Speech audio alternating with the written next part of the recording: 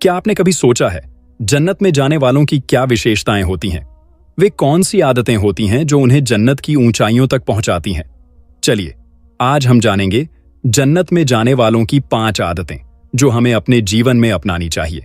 यह कहानी एक ऐसे व्यक्ति की है जो इन आदतों को समझता है, अपनाता है और जन्नत की ओर अपनी यात्रा पर निकलता है।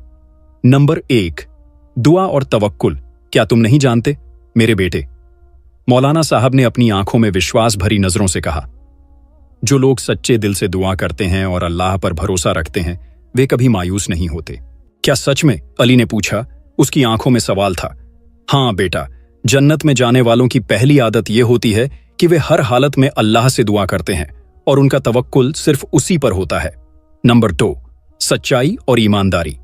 दूसरी आदत जो जन्नत में जाने वालों में होती है वह है सच्चाई। मौलाना साहब ने अली की तरफ देखा और कहा, सच्चे मुसलमान कभी झूठ नहीं बोलते, चाहे उनका सामना किसी भी कठिनाई से क्यों ना हो। सच्चाई में ताकत होती है बेटा। क्या यह इतना महत्वपूर्ण है? अली ने पूछा। बिल्कुल, क्योंकि सच्चाई का रास्ता हमेशा जन्नत की ओर ले जाता है।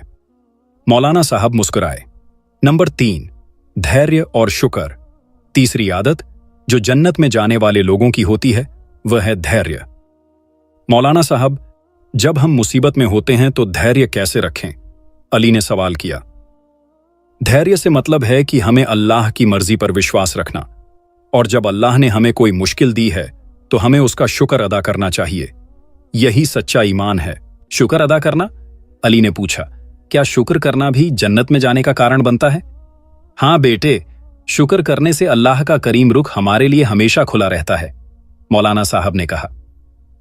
नंबर 4, मदद और सहानुभूति।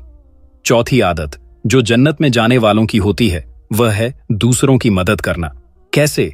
अली ने उत्सुकता से पूछा। हमेशा दूसरों के दर्द को समझो और उनकी मदद करो, चाहे वह धन हो, वक्त हो या सहानुभूति।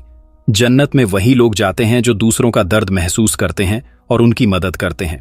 तो मदद करना जन्नत का रास्ता है? अली ने खुशी से कहा। जी हां, और यह उस रास्ते का सबसे महत्वपूर्ण हिस्सा है, मौलाना साहब ने सिर हिलाया। नंबर 5, तौबा और इस्लाम का पालन। 5वीं और आखिरी आदत जो जन्नत में जाने वालों में होती है वह है तौबा और इस्लाम का पालन। तौबा? अली ने पूछा।